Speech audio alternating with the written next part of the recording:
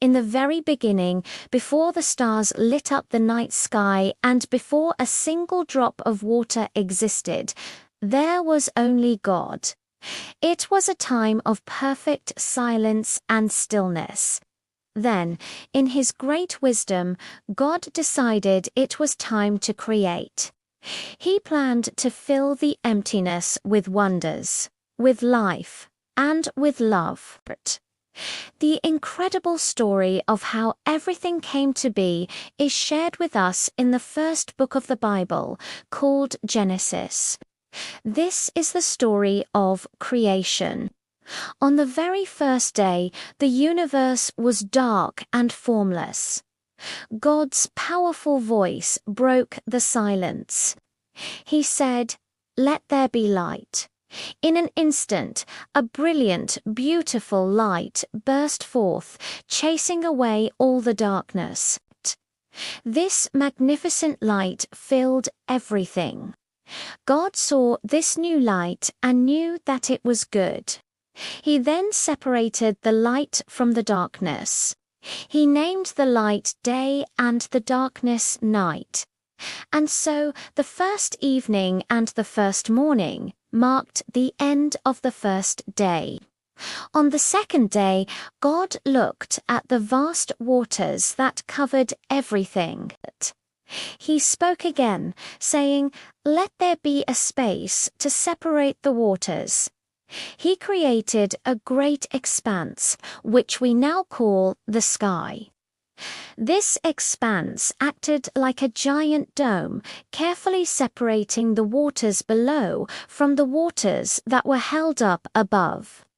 This created a clear and beautiful blue sky, stretching out as far as the eye could see, preparing the world for what was to come next. On the third day, God turned His attention to the waters that were still covering everything below the sky. With His command, He said, "Let the waters under the sky be gathered into one place, and let dry ground appear." The waters obeyed, pulling back to form vast oceans and seas, and in their place, solid ground rose up. God called the dry ground land, and He called the great collections of water seas. He looked at His creation and saw that it was very good, but the land was still bare. So God spoke again, commanding the earth to sprout with life. Instantly, all sorts of plants began to grow. Green grass covered the fields, colorful flowers bloomed in every shade imaginable, and tall, strong trees grew, bearing delicious fruits and seeds. The world was no longer just land and water. It was becoming a vibrant, living paradise. On the fourth day, God looked up at the great expanse of the sky. He decided it was time to fill it with lights to mark the passage of time.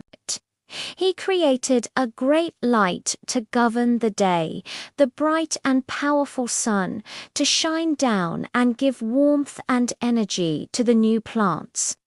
Then He created a lesser light to govern the night, the gentle and glowing moon, along with countless twinkling stars to decorate the dark sky. These celestial bodies were not just for beauty. God set them in place to be signs for seasons, for days, and for years, creating a rhythm for the world He was building. On the fifth day, God's creative work turned to the waters and the sky. The seas were vast and empty, and the sky was silent. So God spoke with life-giving power, saying, "Let the water teem with living creatures, and let birds fly above the earth across the vault of the sky." Immediately, the oceans, seas, and rivers came alive. Tiny fish and giant whales, playful dolphins, and all kinds of amazing sea creatures began to swim and explore the depths. At the same time, the sky was filled with the beautiful songs and graceful flight of birds of every shape and color. God blessed them, telling them to be fruitful and multiply, to fill the waters and the sky with life. On the sixth day, God focused on the land he had made. He commanded, "Let the land produce living creatures according to their kinds." And just as he said, animals began to appear all over the earth.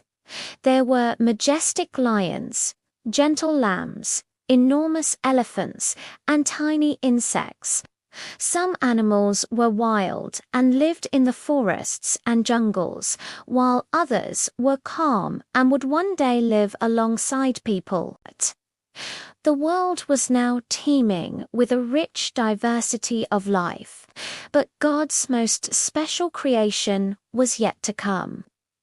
On this same day, God said, "Let us make mankind in our image, in our likeness." So, from the dust of the ground, God formed the first man, Adam. He breathed the breath of life into him, and Adam became a living being. Then God created the first woman, Eve, to be a companion for Adam. He made them to be like him, able to love, to think, and to choose. God gave them a very important job to care for the beautiful world he had made, to look after all the plants and animals, and to fill the earth with their children.